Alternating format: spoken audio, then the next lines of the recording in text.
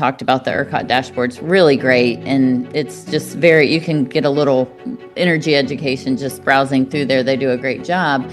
But I think my reaction to it's different than most people, because when I looked at that today, the first thing I thought about was 100 of us testifying at the Capitol during the legislative session to fight anti-renewable bills.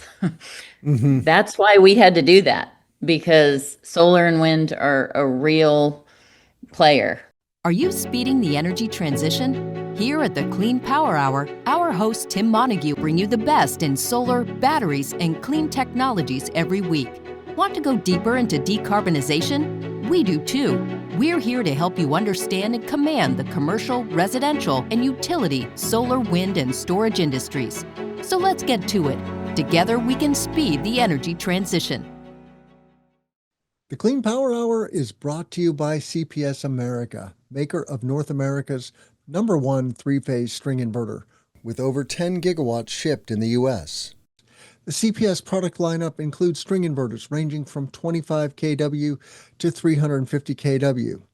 Their flagship inverter, the CPS 350 kW, is designed to work with solar plants ranging from 2 megawatts to 2 gigawatts. CPS is the world's most bankable inverter brand and is America's #1 choice for solar plants, now offering solutions for commercial, utility, ESS, and balance of system requirements. Go to chintpowersystems.com or call 855-584-7168 to find out more. Hey guys, are you a residential solar installer doing light commercial but wanting to scale into large C&I solar? I'm Tim Montague. I've developed over 150 megawatts of commercial solar, and I've solved the problem that you're having. You don't know what tools and technologies you need in order to successfully close 100 kW to megawatt scale projects. I've developed a commercial solar accelerator to help installers exactly like you. Just go to cleanpowerhour.com, click on strategy, and book a call today. It's totally free with no obligation. Thanks for being a listener. I really appreciate you listening to the pod. And I'm Tim Montague. Let's grow solar and storage. Go to Clean Power Hour and click strategy today. Thanks so much. Today on the Clean Power Hour, the Texas renewables market. My guest is Raina Hornaday.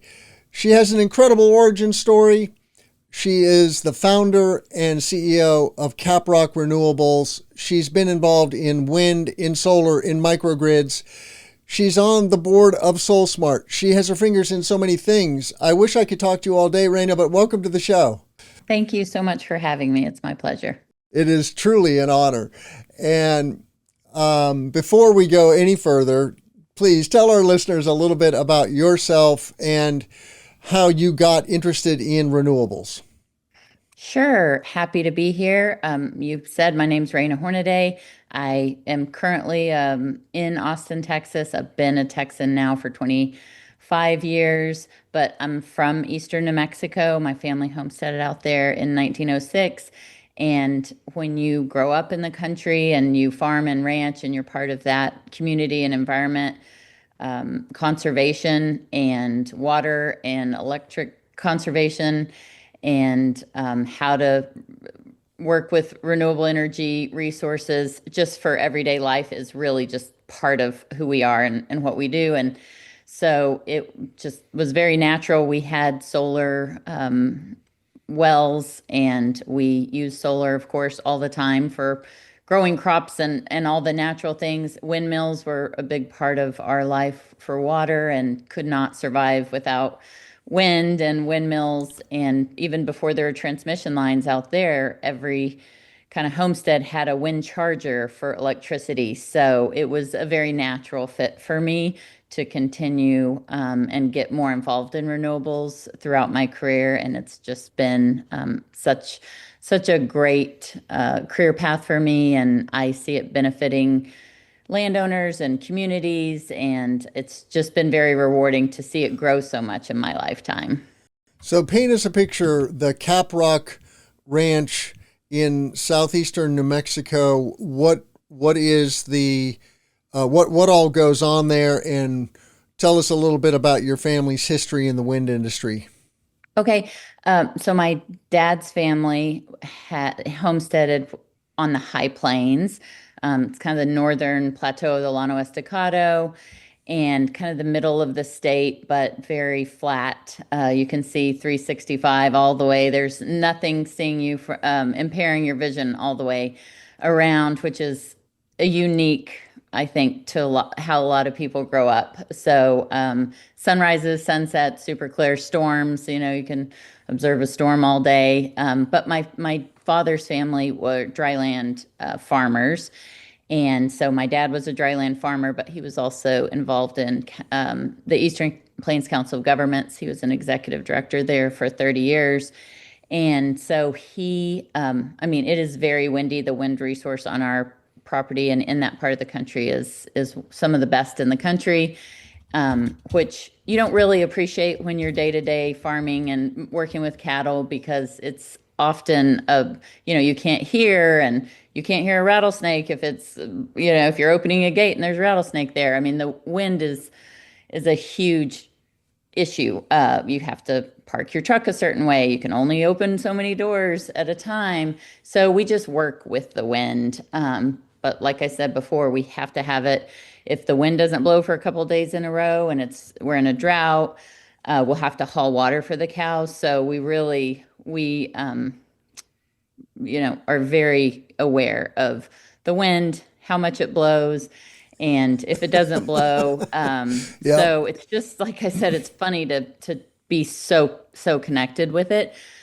So my dad, as part of his work with the Eastern Plains Council of Governments, put up a small Met tower on our farm overlooking the Caprock. Looks down onto our ranch, which is a cow-calf operation. And so that Met tower gathered data for a couple years, and I ran across one of the chips the other day. And so he was able to retain that data, and wind projects are built around Met data. That's how they're financed. And so I took that data to a renewable energy roundup event in Fredericksburg, put on by the Texas Renewable Energy Industries Alliance, which I was on the board of and supported for years and years. And I'm still working with the historical foundation that has all that information of all the work they did. So I went to that event and interviewed a couple of developers for wind, and that was how the Caprock Wind Project ended up becoming in existence as a development, and then it was constructed. And I told you earlier, but it's recently been repowered. The 80 megawatts and the 80 wind turbines were actually taken down and decommissioned, and they weren't repowered because they weren't the type of wind turbines that really could be repowered. So they ended up developing a 80 megawatt wind farm on the property, right? Or 84? Yes, 80 megawatts, yeah. Okay, and this was back in the early 2000s, right? Yes, it was the first utility scale wind project in New Mexico.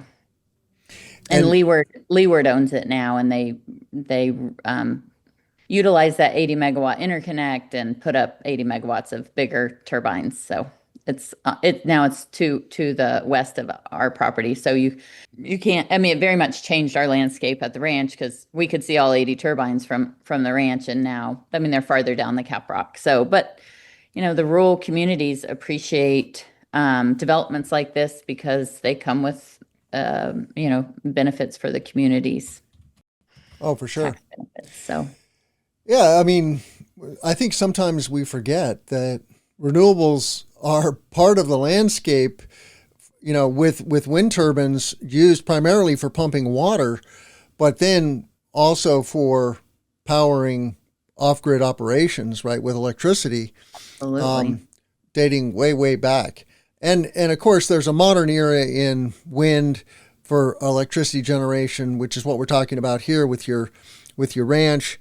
And now we've reached a point where these projects are reaching 20 years of life, and they need to be repowered. And so towers are coming down and you're getting new technology and away you go. So, well, we have a lot of ground to cover, so we have to move on. Unfortunately, I'd love to just geek out on wind in Southeast New Mexico, but you have your fingers in so many things. And one of the things we're going to show our listener today, if you're watching on video, is the ERCOT Dashboard. And, Texas is a fascinating market because it is the nexus of fossil technology, gas, oil, but also renewables, right? It's a major, major wind market and now a major solar market. Over 10 gigawatts of solar was installed in 2024 in Texas, right? That's years worth, many years worth, sometimes a decade's worth of solar for most American markets. Texas has more solar going into it now on an annual basis than California, which was the big dog before. And yes, there are headwinds from the federal level against wind and solar, but guess what? There's still going to be a lot of wind and solar development. And that's just because it's cost effective, right? The momentum is so strong. There's just no way to stop it at this point. Exactly. There is no stopping wind, solar, and batteries. But let's talk about the Texas Renewable Energy Industries Association, TREIA, which joined with Clean TX in 2020, as I understand it. So now it goes by the moniker Clean TX. This landscape is little understood. So tell us about TREIA and why you're so committed to that organization. Well, like I said, their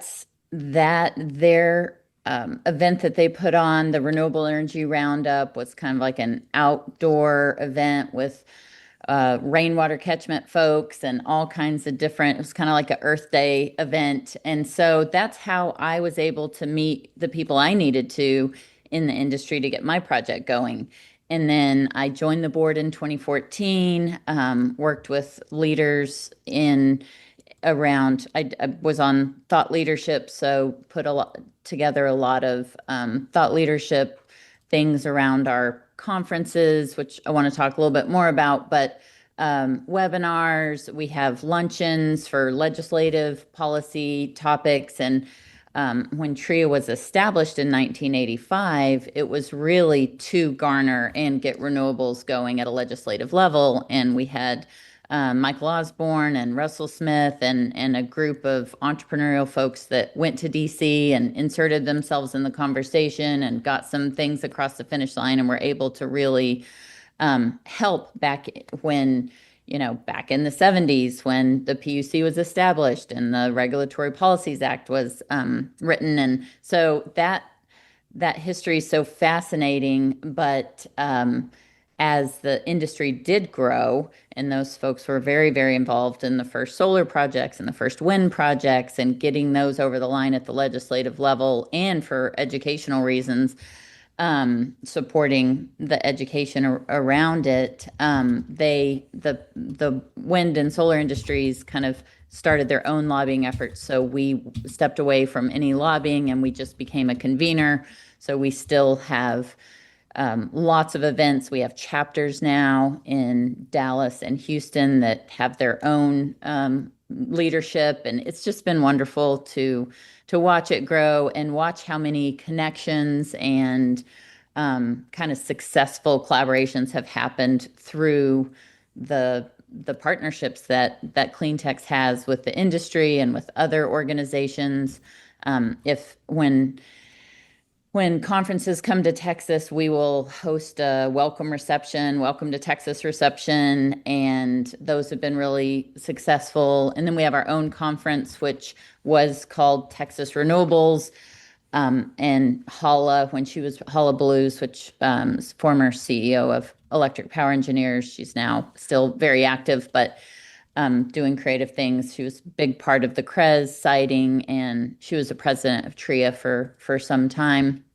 And she renamed the conference Grid Next, because once the renewables were really going, how to how to incorporate those into a modernized grid was really what we wanted to focus on with our conferences. So Grid Next, we have one in Dallas and one in Austin this year, and they're very, very technical conferences. And so we just have such a awesome group that work with the industry from all across the renewables and oil and gas. So that collision has happened. We go to NAPE. I don't know if you know NAPE, but it's a big oil and gas conference in Houston. I think one of the biggest. And we have a renewable section there now, which is just really unbelievable. So watching renewables grow up, and we have a lot of oil and gas overlap.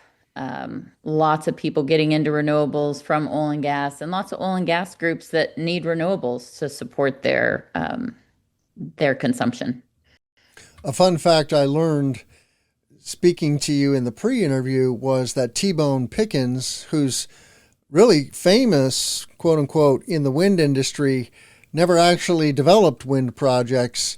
How is that possible that somebody can get away with that? I'm kind of flummoxed. He did develop, I think he did develop a couple renewable projects, big ones, and, purchase the land. And I think he had some studies funded, but what he just they didn't get built. I see. So but Texas Monthly picked him up, and obviously he's a very charismatic, big energy guy. So I think he just got a lot of fanfare around those developments, but they didn't end up getting built. Yeah. So you got into solar in about 2015, as I understand. Is that right? Yes. And so you've been in solar for a decade. Paint us a picture. As I mentioned, there's 10 plus gigawatts of solar coming into Texas, but that's mostly utility scale solar. What's going on with distributed generation? And you commented that, oil and gas also needs renewables. I'm curious what comes to mind for you about that. Sure. Well, the oil and gas sector, they use a lot of power for what they do, and their projects are kind of fast, and they have really well-funded developments most of the time. So if they need power, they get power. So there's a lot of kind of smaller transmission lines that are built in West Texas, I think, to get power to the next well that's being built out for oil and gas. But there's generally a lack of enough power in West Texas because it is so remote. We have a couple customers that are at the end of co-op lines, and they'll lose power just because the oil and gas load is so high at different times. So folks like that, really, if there's a solution for them, if there's a microgrid solution, or if there's a solar solution or storage, they want that investment for the peace of mind that their power is not going to be, they're not going to have any lack of power at any time for a weather event or load from other places. So when it came out that our load growth was going to be so high for the first time in 50 years, really, a lot of people have had a lot of concern about, hey, I was already intermittent at some times because of my location or because of weather. So I think people are really looking at how they can be more energy independent themselves with their operations, especially oil and gas or farming and ranching and in rural communities. And then the AI, of course, is the next level of load that is. You mean AI data centers? Yeah, the data centers. There's a new one announced every day just here in Texas, and I know they're already in other places. But it's interesting because the announcements always include renewables as part of the solution. Yep. And I really think water is going to be a big part of the issues and planning. I wish we had a little bit more planning time around these centers, because I think we're really going to need to plan it from a grid perspective with just that much load. Our grid's just aged. We need to modernize the grid. So true. It's kind of ironic, right? Because these grid operators are regulated monopolies for the most part, whether they're public power or private power. And, they have a responsibility to society to deliver, 99.999% uptime. And they generally do a pretty good job of that, with some notable exceptions now, like Storm Uri, which was a major black eye. But they're not keeping up with the times, and that structure allows them to really resist change in some ways that are, I think, quite negative, as we energy professionals recognize that the grid is not keeping up. Things have changed. There is this thing called solar, wind, and batteries, and it's actually really good for the grid operators. You can build it in a timely manner. You can build it cheaply and get it on the grid, which is a huge thing now, right? Because we have this load growth. You mentioned AI data centers. There's a massive project in West Texas I read about that Crusoe is developing. It's a gigawatt plus scale. It involves solar, batteries, and natural gas generators. And there's a reason why these developers are using solar, wind, and batteries. It's all about money. Money drives everything, really, in the real world, in the built environment. And many of us in renewables also care about decarbonizing the economy and creating a healthier, safer future for humanity. And that's a wonderful mission. And I'm fully on board with that mission. But it is money that makes the world go round.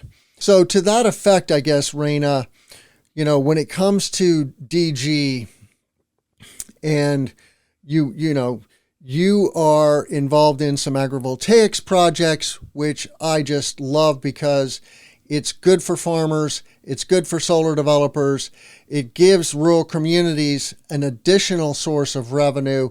But how did you get interested in agrivoltaics, and what's going on there in Texas and New Mexico?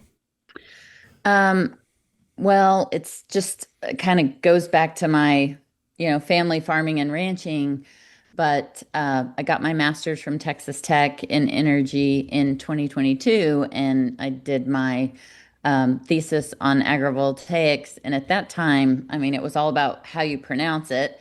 And now I feel like, I know it's just kind of my algorithm, but I feel like it's so incredibly popular now and all over. So I love that. It's been great to watch it grow and be defined, and working with American Farmland Trust on educating farmers in agrivoltaics, which I really, really like. But when I got into utility scale solar development, the scale of the literally utility scale, just the how many acres that we're covering with glass is incredible for these big 100, and my last project was 300 megawatts. So it's it's a substantial piece of property, and to take that completely out of ag isn't always a great idea. And I shared with you before, but one of the consequences of these big projects that nobody really was prepared for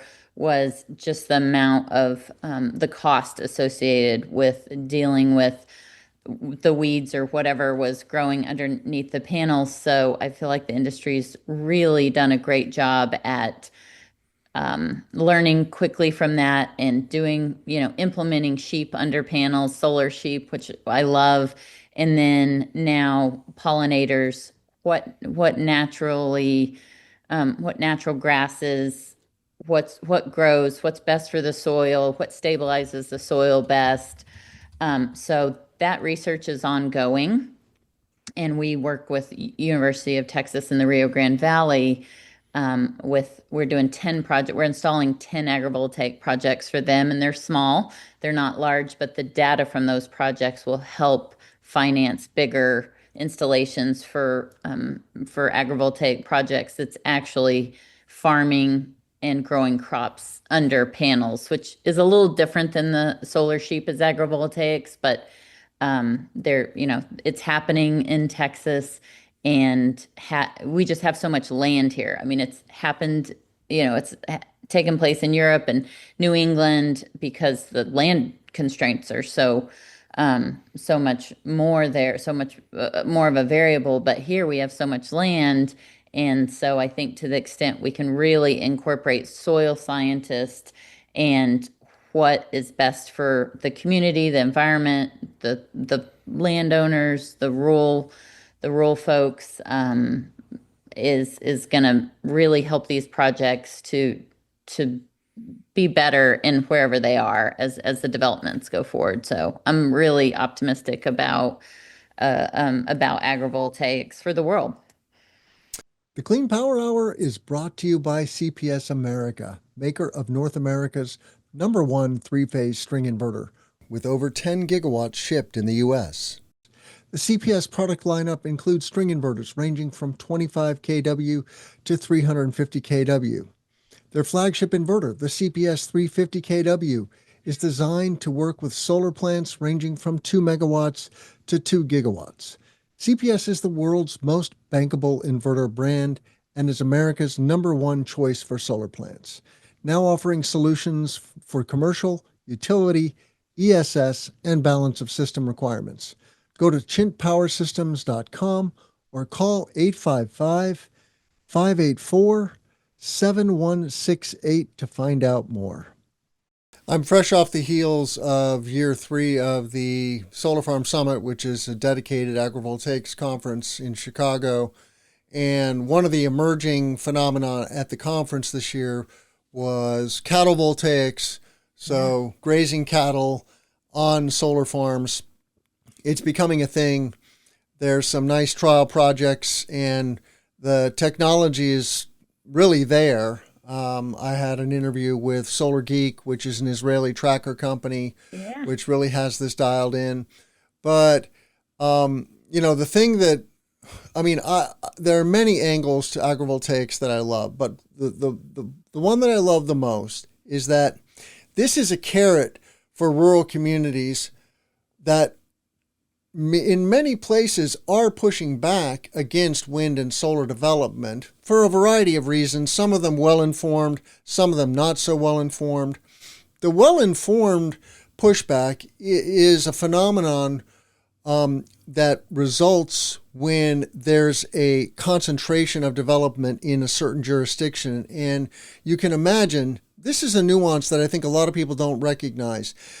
Infrastructure is not spread evenly across the landscape, right? The power lines, the substations, the T&D, the transmission and distribution lines run in specific jurisdictions and in specific areas, and the development of solar and wind occurs closer to that infrastructure. And so you can get these clusters, and sometimes that can seem like a barrage to local rural communities, and then they go, hey guys, okay, we're done.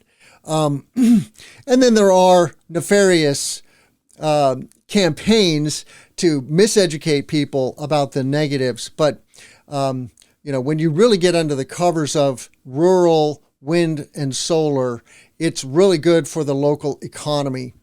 And agrivoltaics, as I started to say, is a carrot for these communities where you can say, look, you don't have to stop grazing or raising crops on the land. It's a both and now you can have an additional source of income, whether that's a lease payment or electricity for your farm operation.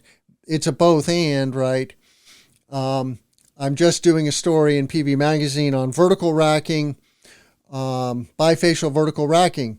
It's an awesome innovation that is hardly established here in the U.S., but certainly a thing in Europe. I think we're going to see a lot of that in the agrivoltaic space, is kind of these almost greenhouse type structures that become kind of more open air. So I think we're going to see that, and we need it. Energy security and food security are hand in hand. So I agree. There has been quite a bit of pushback in Texas and around the country for utility scale projects, and like you said, it's a carrot, but it's also a solution, and that's where education comes in too. and responsible development. So we're losing, and that's why I like working with, the Nature Conservancy, the American Farmland Trust, because they really can help with educating and doing analysis of how much farmland were we losing anyway. A lot. We were already losing farmland for all these different reasons. Urban So, sprawl being the big dog, right? well, and generational family farming just, isn't sustainable. I'm not doing it, and it's hard to do. So we have some real great success stories here in Texas of solar projects that are doing agrivoltaics, and their kids are in college, and their kids are doing the solar sheep thing, and so they know about energy and all the different possible career paths associated with farming and energy farming. So I love that. I think we'll see it more, but I always come from the opposite viewpoint, which is I developed tons of wind in the Panhandle, and every single landowner that we worked with was just so appreciative, because farmers and ranchers need every single source of income that they can get an added value, because we experience extreme droughts, and that's going to continue and potentially get worse with climate change. So I always worked with these ultra appreciative landowners, because, hey, you want to pay me for the wind? That's amazing. And wind is different, of course. You can farm around it and ranch around it, which is great. But then also, the school gym got, there's a new school complete facility from the tax benefits of it. And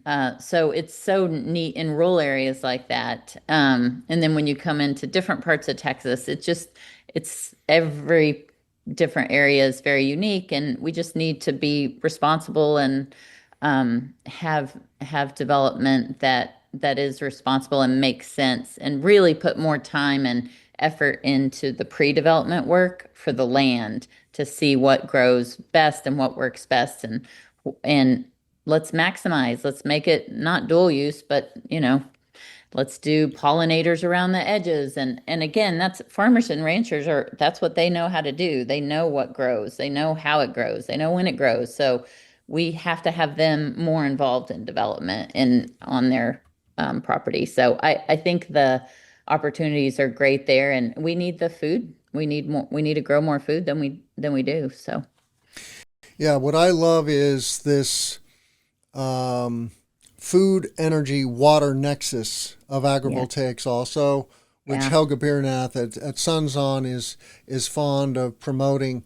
It's water is super precious and rare in some parts of the country, like the Southwest, right? If you go to West Texas, it's super arid. And so you have to be very careful with your water resources. Same with Southeast New Mexico. As I said to you in the pre-interview, I grew up in Albuquerque, but I really haven't considered moving back to New Mexico because I'm concerned about the future of water in the state of New Mexico. It's kind of scary. But anyway, here I am. That's one of the main side benefits of agrivoltaics, is it really does help prevent evaporation, as much evaporation. And when you get to cattle voltaics and agrivoltaics, it's the shade. I mean, the extreme, you can harvest the resource of the sun, but the animals really need shade, and this is a great solution for that. So I love to see, I looked at the Lasso project, the large animal solar. It was a grant that was out there, and so worked on a couple of different potential projects for that grant, and it's stalled out now, but I think we're going to see it, and it makes sense. And then the wind agrivoltaic solution, the wind solution, that's kind of, where you can have cattle and horses around panels. You could do that with solar, which would really solve a lot of problems, including energy cost. Yes, and that is another irony of the state of the state, is that the OBBB, the Big Beautiful Bill, is causing drastic inflation in energy prices at a time when there's rapid growth in grid demand, right, from AI, from electrification of transportation. And, I saw an estimate from Enverus that only 30% of solar projects might survive the cliff that the OBBB is going to cause starting in 2028. It's kind of happy days. There's going to be a boom. We're going to go to maybe 60 gigawatts in 2026 of solar in the U.S. And then if something, if there's not a stepping back from the OBBB, there is going to be a cliff.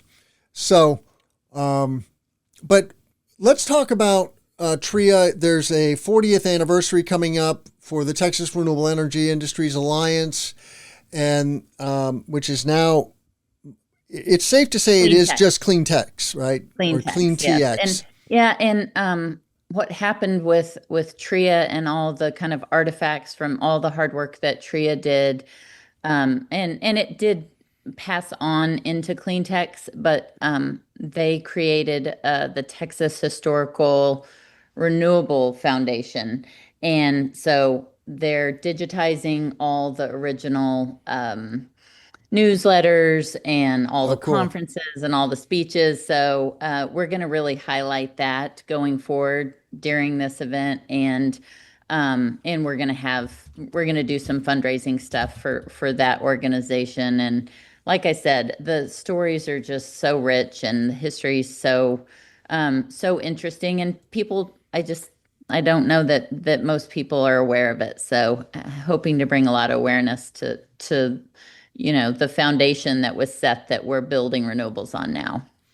So that event, 40th anniversary luncheon, is September 23rd, 2025 at the Central Austin Library in Austin, Texas. So check that out.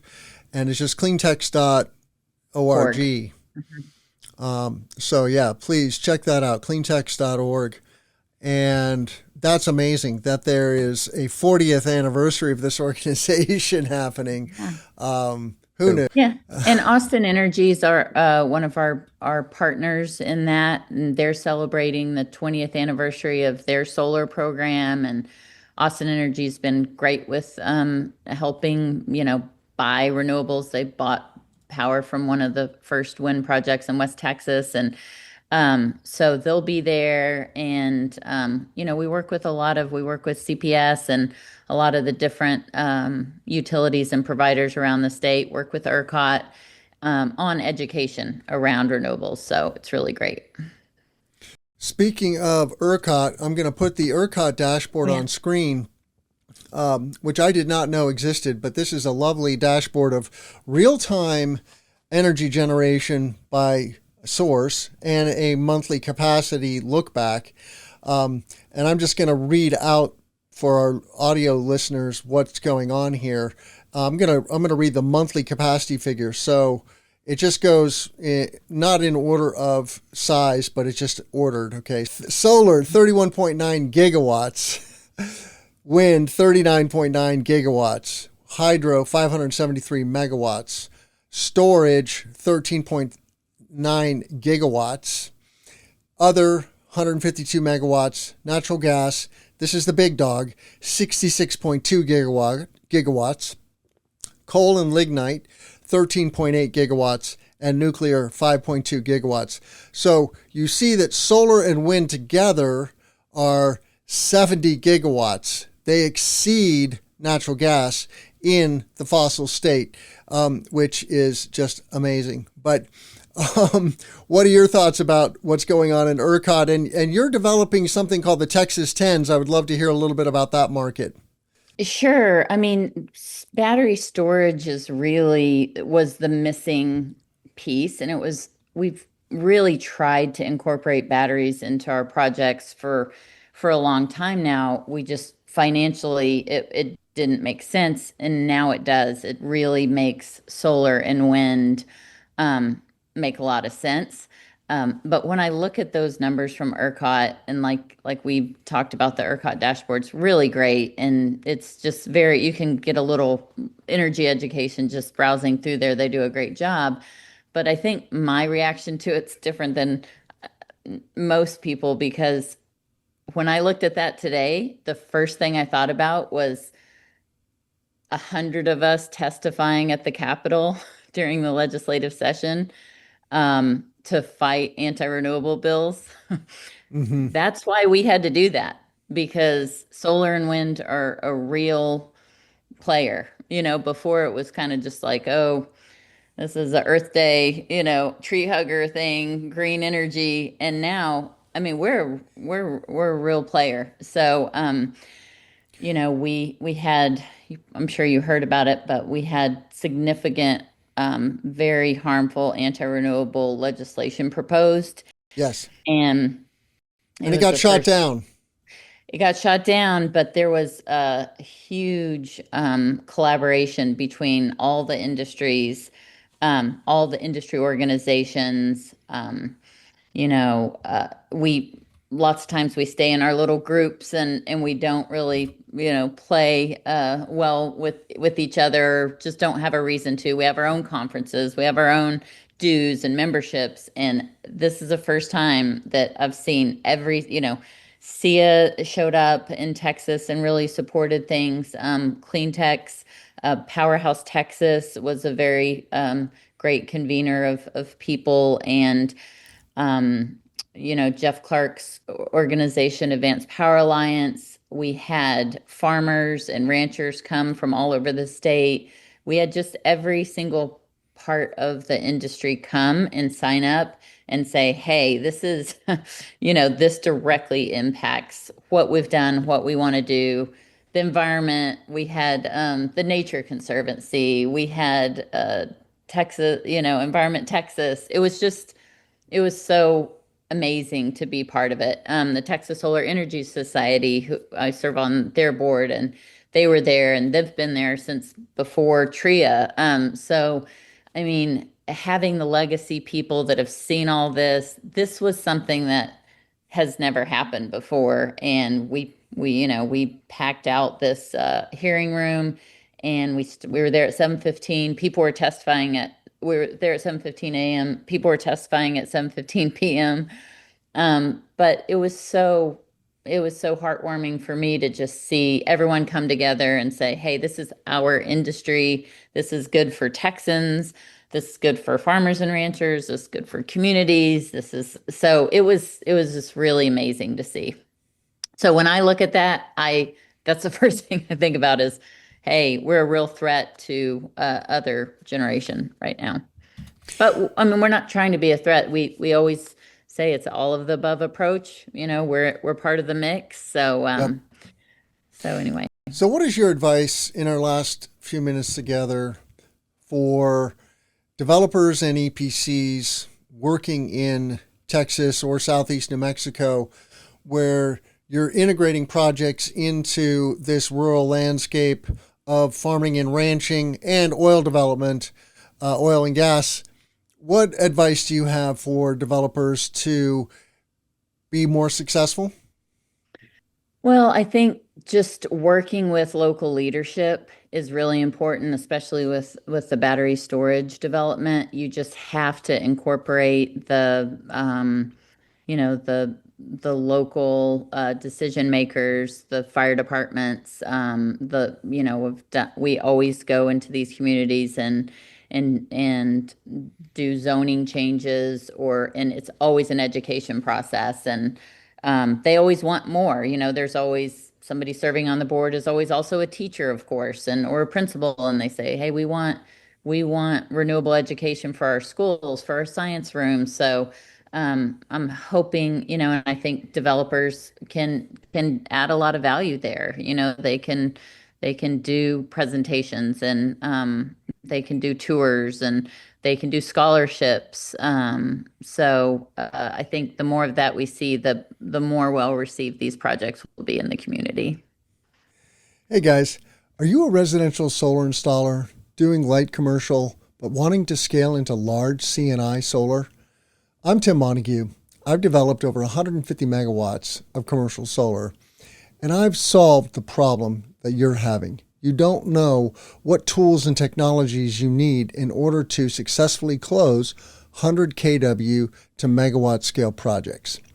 I've developed a commercial solar accelerator to help installers exactly like you. Just go to cleanpowerhour.com, click on strategy, and book a call today. It's totally free with no obligation. Thanks for being a listener. I really appreciate you listening to the pod. And I'm Tim Montague. Let's grow solar and storage. Go to Clean Power Hour and click strategy today. Thanks so much.